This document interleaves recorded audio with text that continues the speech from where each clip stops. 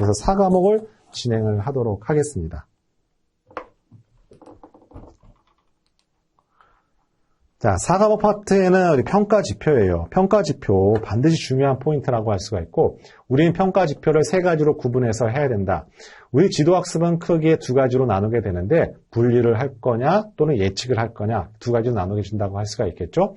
자, 이와 같은 평가 방법 2가지가 만들어지게 되고, 또 비주도학습에 대해서 아까 좀 전에 얘기했듯이 우리 실루엣 개수, 던지수 또는 K-민즈의 엘보 기법 같은 거, 이게 바로 비주도학습의 대표적인 평가 방법이라고 할 수가 있겠습니다. 당연히 이렇게 분류하는 건 당연하다고 할 수가 있겠고, 자, 그래서 시험 문제 전체 우리 4분의 1을 차지하는 게 바로 4과목에 나와 있는 모형평가라고 할 수가 있다는 점 다시 한번 강조드리고요.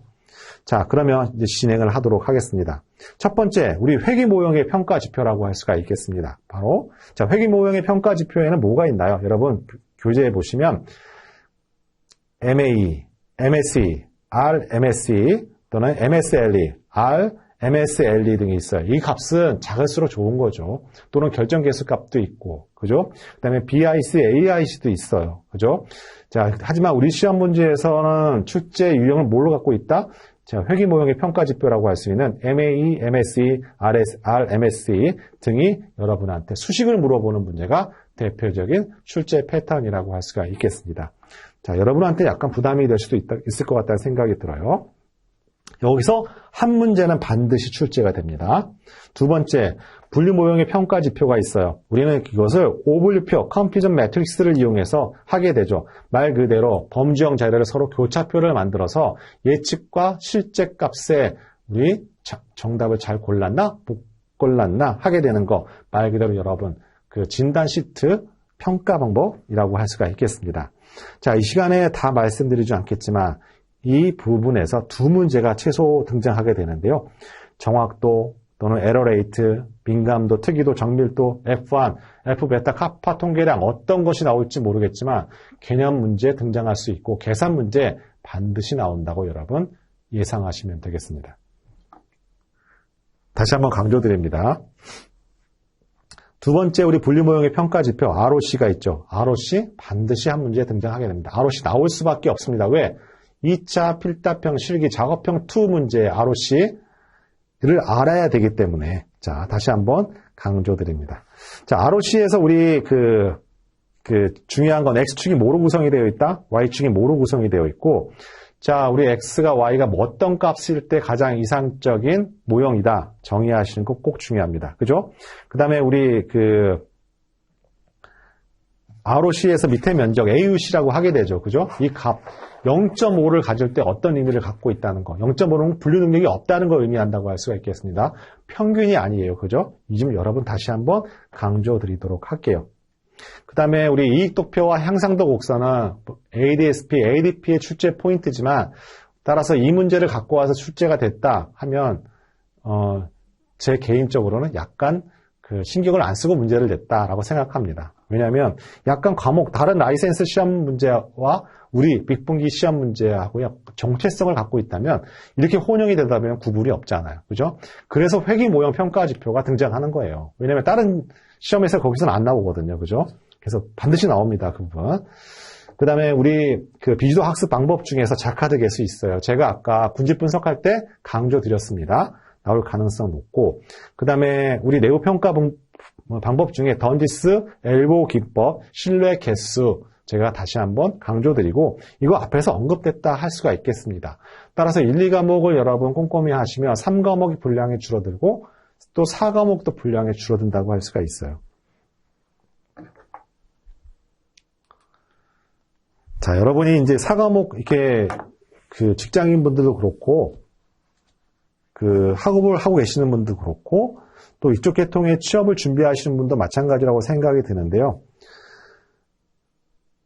어쨌든 간에 4과목이라는 거 여러분 큰 부담입니다. 그죠? 하지만 우리 시험 문제 난이도는 높지가 않다. 그리고 또 우리 시험 문제는 정말 점수를 극강으로 받아야 되는 점수가 아니잖아요. 그죠? 여러분 이 부분 꼭 기억하시기 바랍니다. 26번에 나와 있는 분석 모형 진단이 있거든요. 자, 여기서는 우리가 그 어떤 분석 모형을 만들어 놨는데 내가 잘한 걸까 못한 걸까라는 판단하는 기준이라고 할 수가 있고, 즉 잔차 분석을 통해서 우리 진단이 가능하다고 할 수가 있겠습니다. 또 하나 우리 이 과목에서 우리 회귀 분석의 영향력 진단이라고 해서 우리 레버리지라는 단어 제가 한번 언급됐다고 할 수가 있겠습니다. 또 표준화 잔차도 말씀을 드렸어요. 그죠? 그와도 다 관련이 있다고 할 수가 있겠습니다. 그 다음에 497페이지에 정규성 검정이 있거든요. 이제 정규성 검정은 일단 확인을 해보고 그거 만족하지 못하면 어디로 가야 되나요? 비모수 검정 가는 거예요. 그죠? 자, 이런 부분이 있다.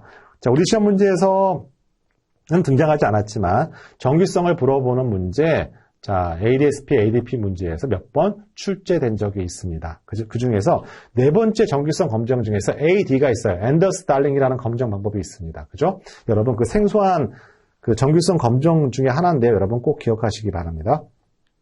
자, 67번에는 이제 교차 검증이 등장하게 되는데요. 자, 여기서 과적합 문 앞에서 얘기했고, 교차 검증의 종류 및 구분 및 정의가 있는데요. 우리 앞에서 세 가지 교차 검증 정의 얘기했다고 할 수가 있겠습니다. 하지만 여기서 중요한 건 뭐냐면요. 우리 K-폴드 교차 검증 추가적으로 LOOCV 또는 LPOCV 또는 계층 K-폴드 교차 검증 이 부분 꼭 기억하시고요. 이 세 개 중에서 한 문제 반드시 출제가 된다고 할 수가 있겠습니다. 반드시 출제가 됩니다. 왜? 다른 시험과 좀 구별을 해야 되는 부분이 있기 때문에 자, 다시 한번 강조드릴게요. 자, 68번에 나와 있는 모수 유의성 검정. 물론 거기 굉장히 여러 가지가 있습니다. 뭐 분산도 하고 뭐 나와 있는데요.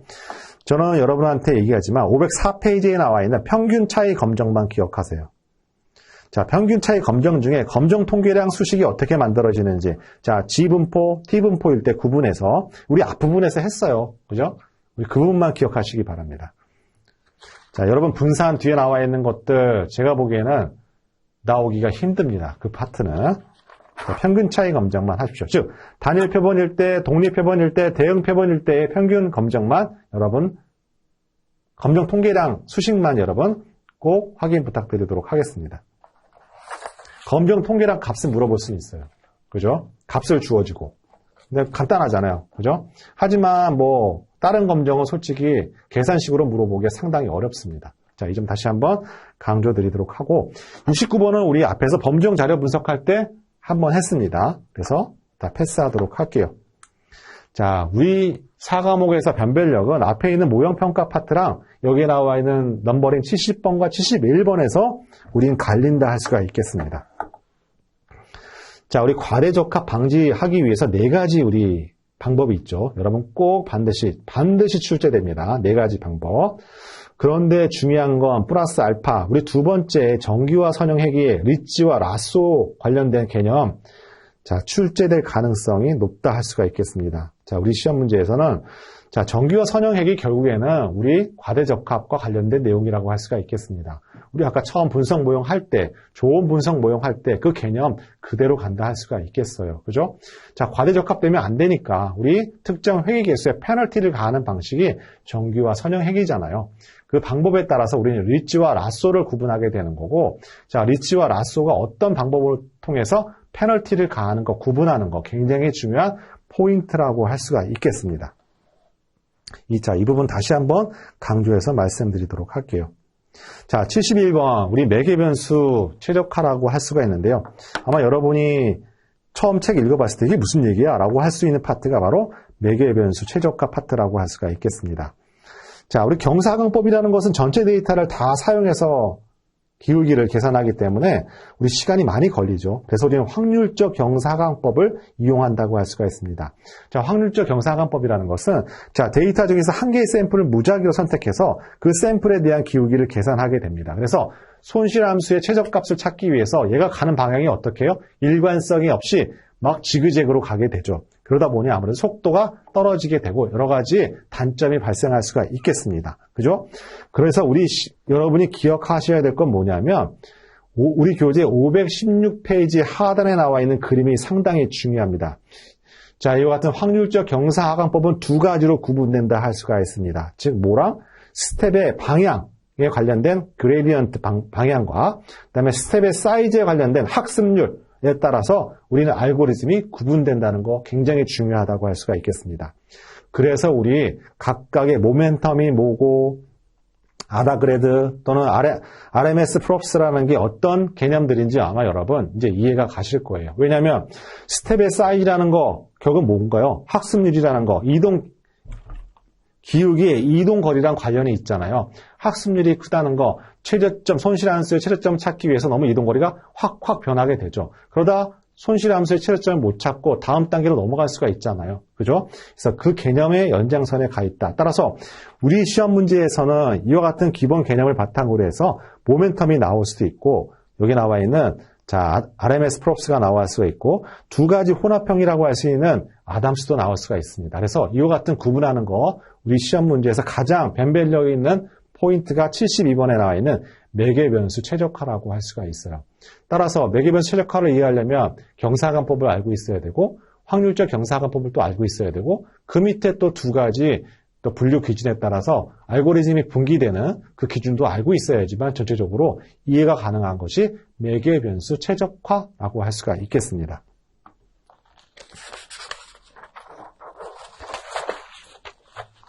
자, 다음 72번인데요. 거의 이제 막바지에 갑니다. 자, 이 분석 모형 융합에서는 우리 하드 보팅과 소프트 보팅에 관련된 기본 개념과 더불어서 우리 앙상블의 부스팅 계열의 알고리즘 XG 부스트라든가 라이트 GBM에 관련돼서 앞차시에 관련된 내용이라고 할 수가 있겠습니다. 다음 최종 모형 선정인데요. 이건 앞에서 지도학습, 비지도학습, 강화학습의 개념은 다 설명을 드렸고, 자, 제가 거듭 말씀드리지만 지도학습과 비지도학습의 모형평가, 우리 교차검증 서로 다르죠. 그죠? 똑같다 하면 잘못된 오답보기라고 할 수가 있습니다. 다시 한번 강조해서 말씀을 드리도록 하고요.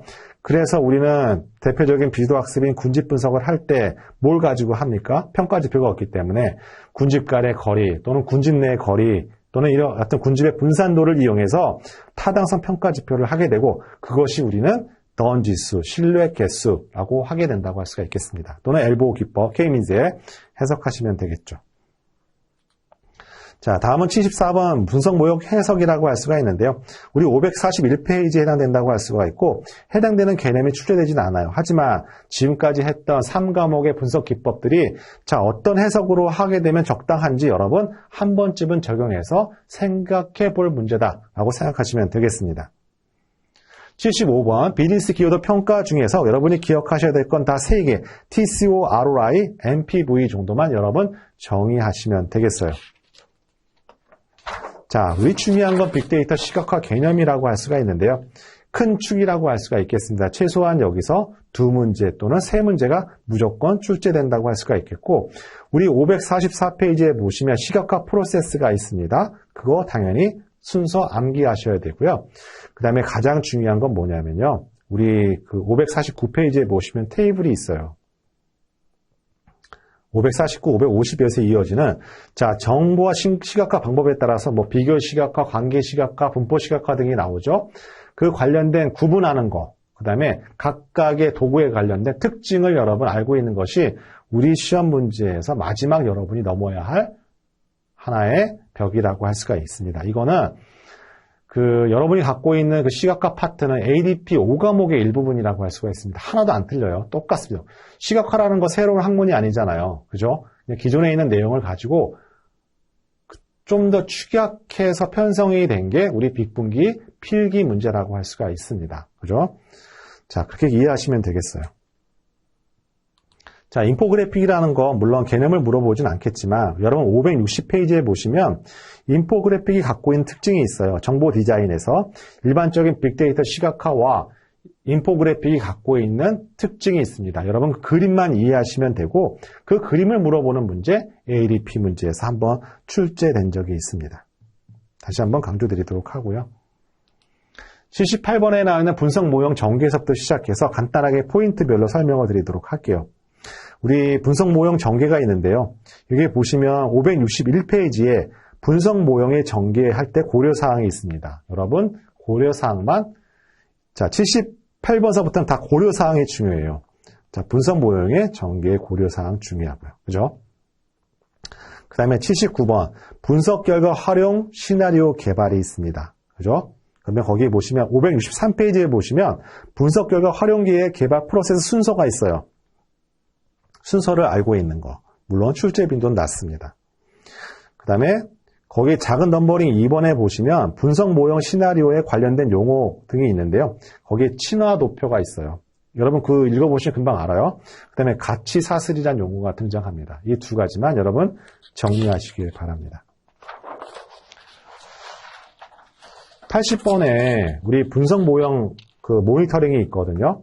근데 모니터링 하는 대상이 있습니다. 관리 대상 4가지가 있는데요. 거기가 바로 568페이지에 있어요. 분석 모델 관리, 모델 성능 모니터링, 정기 비정기적 학습 관리, 분석 결과 신뢰 수준 이 4가지가 있다고 할 수가 있고, 자, 이 모니터링을 왜 할까요? 여러분 제 목소리 한번 마지막으로 한번 확인해 보도록 할게요. 잘 들리시면 1번 눌러주시면 되겠습니다. 채팅창에다 1번 올려주시면 감사하겠습니다. 네, 감사합니다. 네. 자, 우리 이제 실무적인 측면을 좀 말씀드리도록 할게요. 모니터링 분석 모형 만들었으면 끝이 아닌가라고 하게 되는데요. 절대 안 그렇습니다.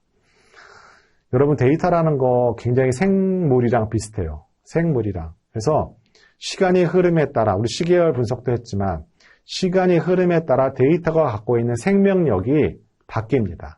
그러면 생명이 다하게 되면 사망하게 되겠죠. 그러면 또 다른 그걸 대체할 수 있는 가치를 갖고 있는 데이터를 대체를 해줘야 돼요. 그런데 그만큼 인력이 많이 필요합니다. 그죠?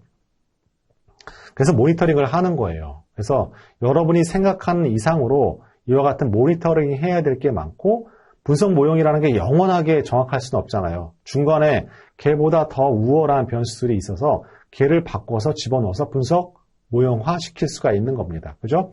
그렇게 하기 위해서는 여러분이 해야 할 인력들이 상당히 많이 필요하겠죠. 그죠? 그래서 이와 같이 분석 모형 모니터링을 하게 되는 겁니다. 그죠? 그럼 모니터링만 해서 끝나는 게 아니라 그 다음에 뭘 해야 되나요? 리모델링도 해야 되죠. 새롭게 분석 모형 만들고 해야 된다고 할 수가 있겠죠. 그래서 우리 마지막 포인트는 무엇이다? 570페이지에 분석 모델 리모델링 고려사항이 우리 시험 문제의 마지막 학습 포인트라고 할 수가 있겠습니다. 자, 이상으로 어떻게 보면은 우리 81번까지 넘버링 메타버스 수업이 끝났다고 할 수가 있는데요. 몇 가지 여러분이 마지막 이번 주 빅분기 필기 관련돼서 여러분한테 마지막으로 뭘 해야 될 것인지를 말씀을 드리고 마치도록 하겠습니다. 자, 우리 빅분기 시험 여러분 그동안에 다른 일 때문에 공부를 못 하신 분도 계실 테고 또는 한편으로는 이 시간에 어떤 정말 정확도 높은 내용을 전달받으려는 욕심에서 들어오신 분들 계실 것 같아요. 하지만 그에 대한 수요였고 충분히 제가 100% 충족시켰다고 얘기를 못하겠죠. 하지만 여러분이 짧은 시간 내에 1과목서부터 4과목까지 한번 정리한다는 거 굉장히 중요하다고 할 수가 있겠습니다.